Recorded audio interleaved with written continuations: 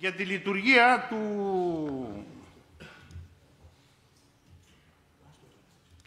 Δημοτικού Κτηνιατρίου που οργανώνεται. Θα εκτεθείτε, δεν υπάρχει περίπτωση εκεί. Να θυμάστε, εδώ θα είμαστε για πολλούς λόγους.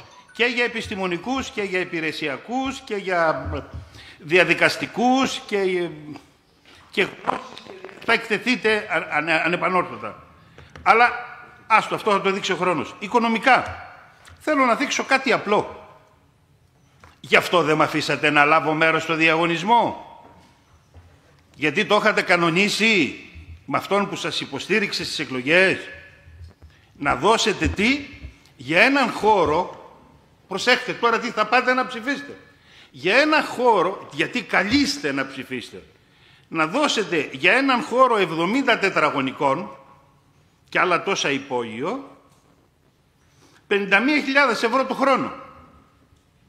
Όταν το διπλανό που ο ίδιος το νοικιάζει στο Pet City, παρακαλώ, νοικιάζεται για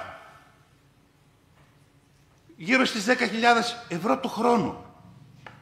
Πώς θα δικαιολογήσετε παραπάνω όταν εγώ κάνω μία προσφυγή, όταν εγώ κάνω και θα κάνω έτσι, ό,τι μπορώ θα κάνω, όταν βλέπω αυτή τη σπατάλη.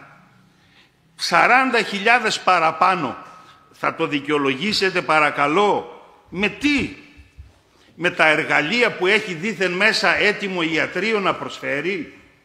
Μα εσείς οι ίδιοι στο τέλος της εισήγησης λέτε κάτι απλό. Θα ζητήσουμε από το πρόγραμμα το Φιλόδημο σε επιχορήγηση για εμβόλια και εξοπλισμό για στηρώση ζώων. Μα καλά, δεν υπάρχει μέσα εκεί εξοπλισμός για στηρώση ζώων και θα αιτηθείτε εξοπλισμό? Τι είναι αυτά που ακούμε?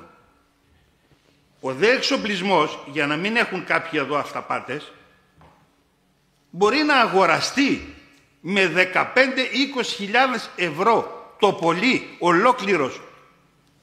Πώς θα δικαιολογηθεί αυτό το ποσό των 50.000 το χρόνο? Συν, λέτε εδώ, 145.000 για λειτουργικές δαπάνες και τα λοιπά. Παρακαλώ, συν, ναι, ολοκληρώνω. Συν έξτρα φάρμακα, συν τροφές, συν άλλο απίστευτο. Για συλλογή, λέει, και μεταφορά και εκπαίδευση. Ποια εκπαίδευση? Θα εκπαιδεύσουμε τα δέσποτα ζώα που θα πάνε να τρώνε ή πώς θα περπατάνε στον δρόμο και θέλουμε να διαθέσουμε το ποσό? Εδώ βλέπω 24.000 ευρώ. Αυτά είναι απίστευτα χρήματα, απίστευτες σπατάλες που βέβαια δεν βγαίνουν από την τσέπη σας.